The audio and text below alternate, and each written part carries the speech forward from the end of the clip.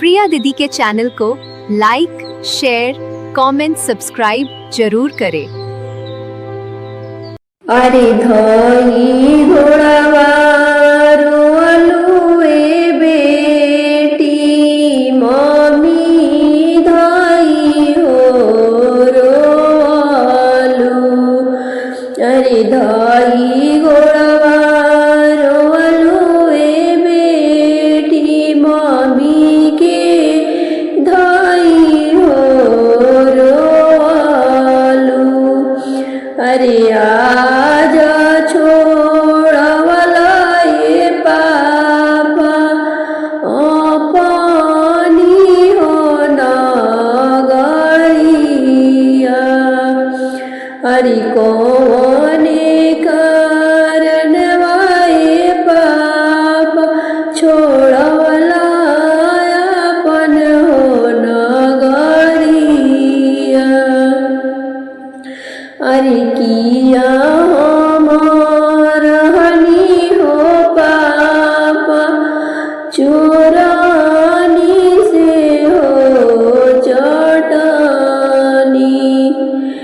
अरे किया तोहार सभवा में पापा, पगाड़ी होगी रवानी।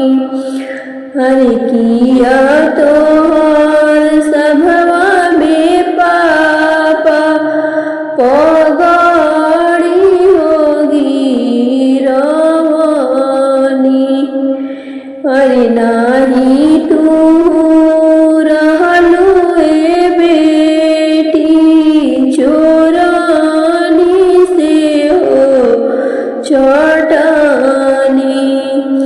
अरे नाही तू सुंदर हो बेटी, इजतिया हो डूबलू।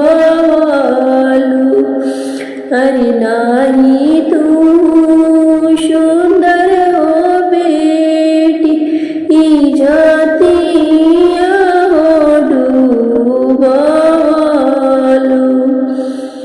अरे दुनिया के रीता हो बेटी, करीले कन्या हो दानवा। अरे दुनिया के रीता हो बेटी, करीले कन्या हो दानवा। अरे दुनिया के रीता हो बहिनी, लौआ हो मिलवानी। अरे दुनिया के रीता हो बहिनी, धरिया